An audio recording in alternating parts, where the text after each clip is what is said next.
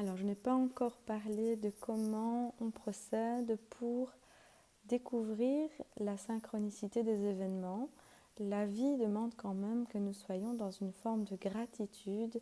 Et oui, comme nous, parents, avec nos enfants, à force de se mettre à leur service, c'est difficile parfois d'être témoin de cette ingratitude par rapport aux efforts constants que nous fournissons derrière eux. La gratitude, c'est une façon d'alimenter finalement la source divine et la conscience qu'elle est réelle et que nous avons ce pouvoir en nous. Donc c'est de pouvoir déjà reconnaître ce qui nous rend heureux, ce qui nous fait du bien. Et je vous invite à noter vos souhaits et la réalisation de vos souhaits avec la date et cette gratitude à l'univers parce que malheureusement, je me suis retrouvée souvent avec des personnes qui me faisaient des demandes. Ça s'est réalisé après. Elles ne me prévenaient pas. Elles avaient oublié. Et donc, il faut savoir que quand j'accompagne quelqu'un, je suis dans la visualisation avec eux. Je ne les lâche pas. Ça, c'est quelque chose que j'organiserai plus tard. Ce sont des ateliers où nous serons plusieurs parce que la fréquence est densifiée dans la matière quand on est plusieurs à le penser. C'est là où j'interviens quand je reçois les gens, c'est que j'accompagne à ce que cette réalisation se fasse dans la matière de façon efficace et rapide et appropriée.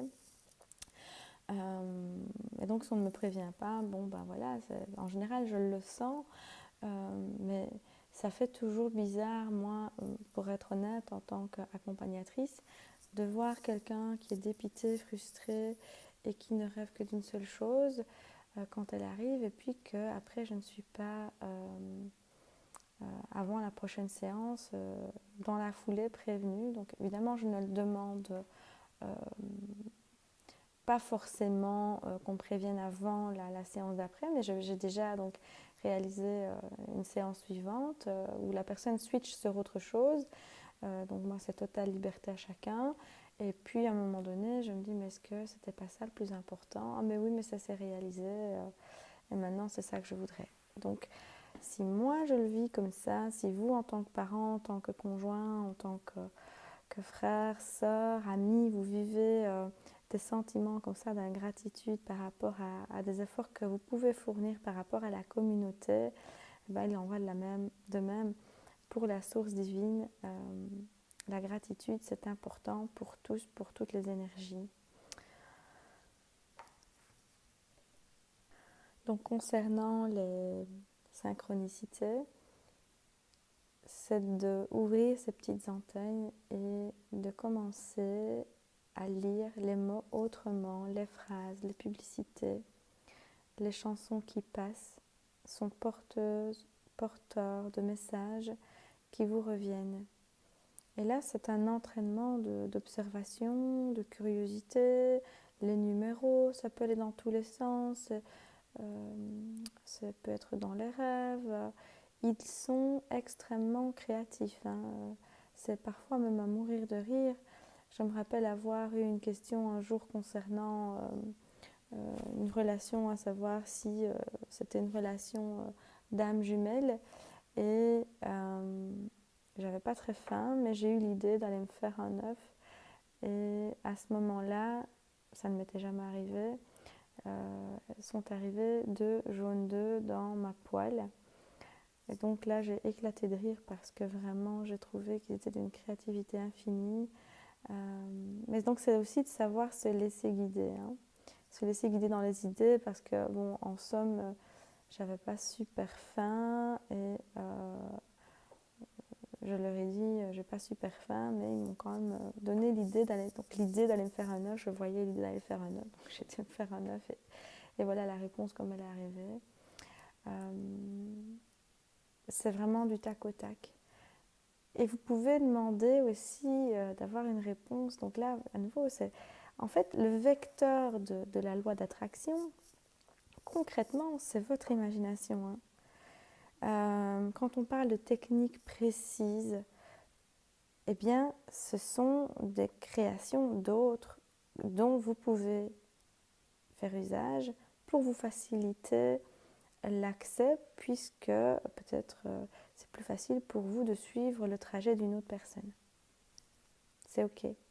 Par contre, on a une liberté supplémentaire à partir du moment où on a compris que c'est imaginer ce qu'on voudrait qu'il soit qui va donner l'énergie à la situation. Ça rejoint un petit peu tous les mythes, les histoires de magie, magie blanche, magie noire, tout ce que vous voulez. Il y a toutes les techniques qu'on peut rencontrer en développement personnel. En fait, c'est l'intention que vous allez placer dans votre réalisation, dans votre création visuelle qui va donner un impact dans la matière ou pas. Plus vous allez le penser, plus ça va l'impacter. Là, ça me permet de passer à l'étape suivante aussi, dans l'explication de ces fameuses fréquences qui sont rapides et qui vont se réaliser dans la matière. J'ai des personnes qui ont peur d'avoir peur parce qu'elles ont peur que leur peur se réalise. Alors, il faut savoir que sur la fréquence et même la couleur, donc quand on voit mon prisme, si vous allez étudier la manière dont la lumière va finalement se refléter, eh bien vous voyez qu'il y a aussi de l'ombre, mais qu'elle n'a pas la même énergie, ni la même façon de se densifier dans la matière que les autres couleurs en fait. Puisque la vibration négative, la vibration ombre, obscurité, en fait, elle devient un indicateur. C'est un support de la lumière. C'est une manière de faire exister, de mettre en valeur la lumière, en fait. Donc, à partir du moment où j'ai conscience de mes peurs et que j'ai conscience de mes horreurs, de mes terreurs, de mes pensées négatives, ça me donne un support pour rebondir sur ce que je voudrais qu'il soit. Alors, j'ai souvent des personnes qui me disent « mais j'ai peur que cela arrive ». Okay ? Alors, je demande « que désires-tu qu'il arrive ? Que souhaites-tu qu'il arrive ?» Et c'est là qu'on a la clé de la loi d'attraction. C'est à ce moment-là que vous allez pouvoir switcher sur la réalisation concrète qui va être beaucoup plus puissante, beaucoup plus consciente et qui va donc prendre densité dans la matière. Alors là, c'est à vos crayons, à vos imaginations. Ça devient digne d'un conte de fées, d'une science-fiction, puisque vous allez pouvoir prendre n'importe quelle histoire, support, idée et la visualiser pour la rendre plus concrète dans la matière. Sachant que quand on visualise, quand on travaille tout ça, le comportement de toute façon se met en action. Tout ça c'est de l'action, c'est pas de l'attente. Hein, c'est pas le fait d'écrire et puis oublier de le mettre sous le coussin et puis on arrête.